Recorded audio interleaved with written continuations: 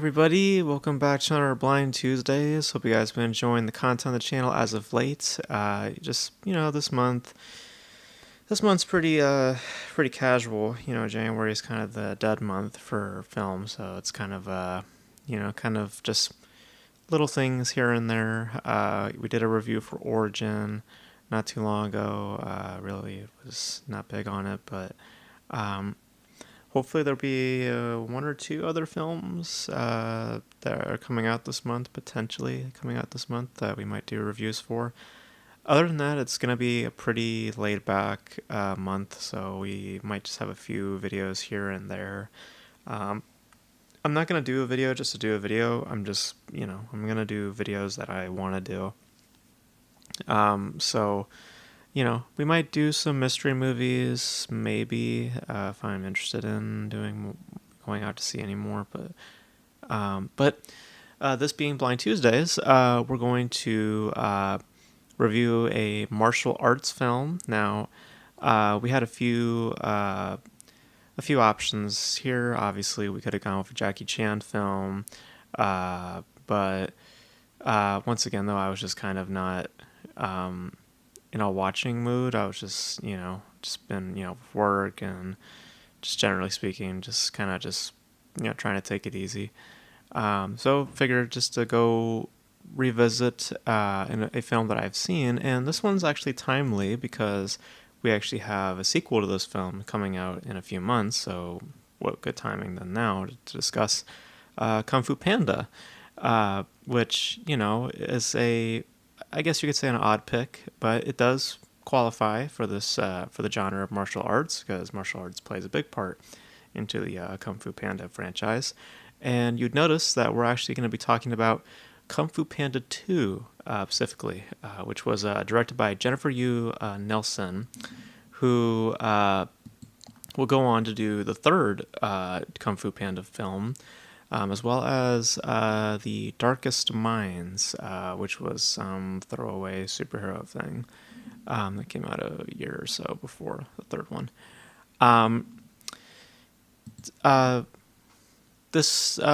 want to talk about the sequel specifically, though, because the original film is, it's good fun, nice, aesthetics, and overall, like, enjoyable characters and developments, but not something that I gravitate to more than I do with the second one. Because the second one, which has a all-star cast, Jack Black, Angelina Jolie, Dustin Hoffman, Seth Rogen, Jackie Chan, Gary Oldman, Michelle Yeoh, Danny McBride, Jean-Claude Van Damme's in it.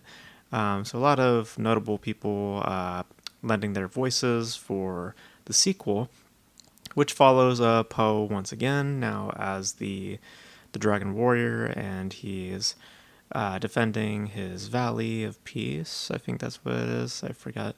And he gets memories of his past. He starts to remember things about him as a child, and coupling with a new threat, a peacock-like figure, I forget his name, but voiced by Gary Oldman.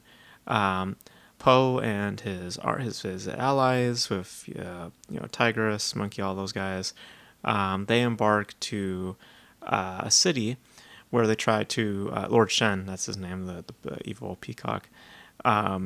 They travel to Guacam City to stop Lord Shen from conquering China, while simultaneously giving Poe more of an opportunity to discover or rediscover his past, of which he has forgotten about.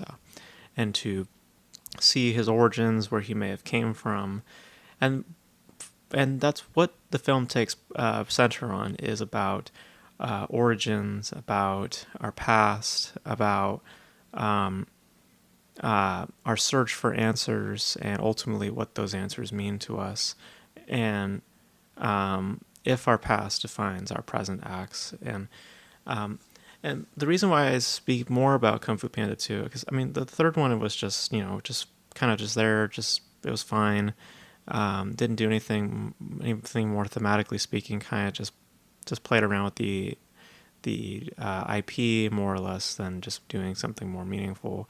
First one is just fun, but what this one does, and why I think it stands out more than the other two, is that it does something thematically speaking that is more resonant and has more of an impact and leaves more more meat to the development of the characters and also to its aesthetics.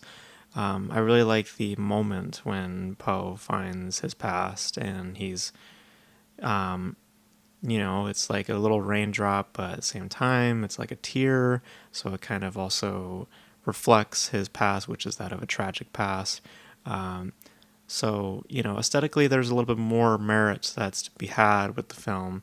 Thematically, also, it just bears more of a weight. Well, also, I know the funniness with that, funny with me saying that bears more weight because Poe, blah, blah, blah, blah.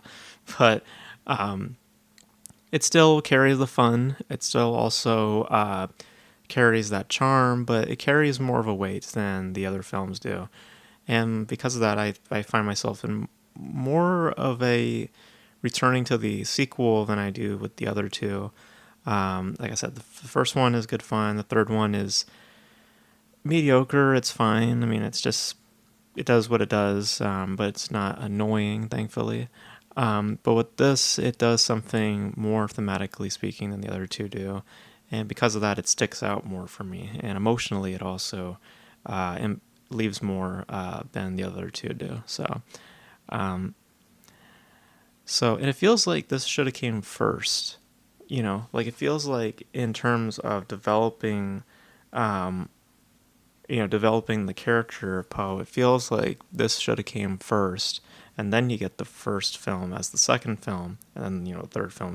So, because I know we're getting a fourth film here in March, I believe. Which my brother is a huge fan of this franchise, so obviously I will be seeing this with him. But I like this franchise as well. It's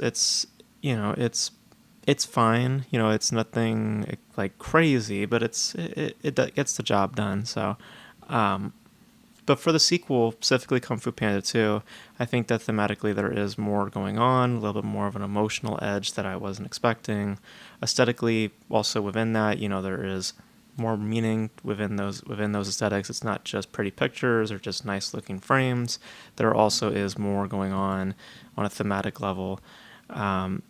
Voice wise, I also like the voice acting more. I think just generally speaking, there's just more variety going on, and thus more more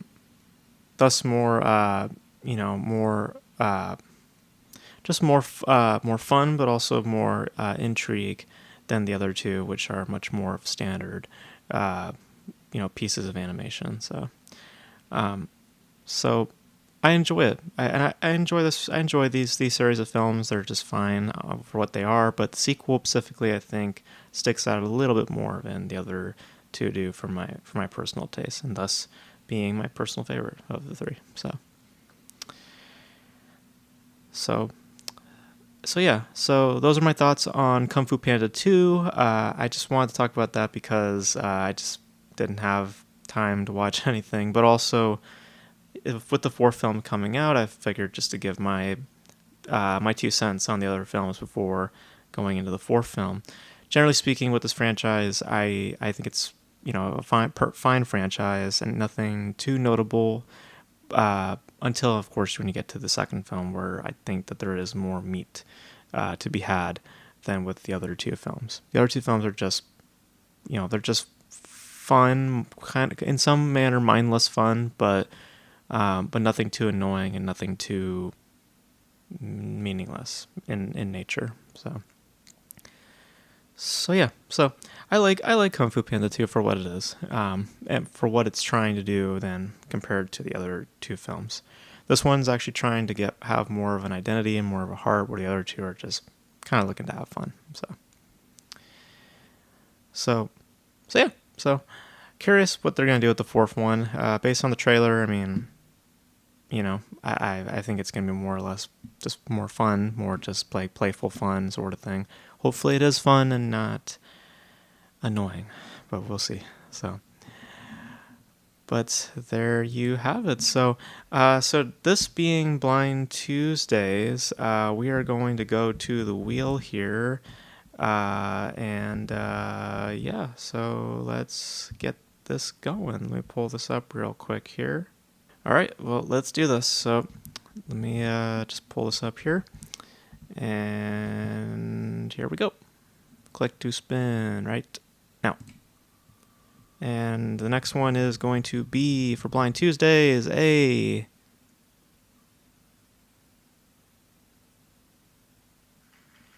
okay. Huh. Well, it's French New Wave again. Do we want to do them? Because we did French New Wave not too long ago. Let's see. Do we want to do that again? Yeah. I mean, the rule is that if it's yeah. So, okay. All right. Well, we'll do French New Wave again.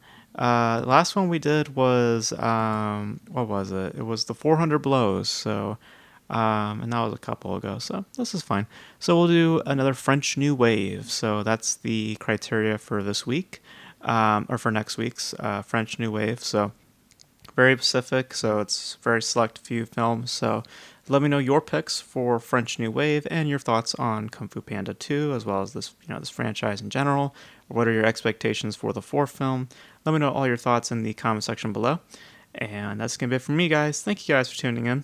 And until then, I will catch you guys in the next video. Bye.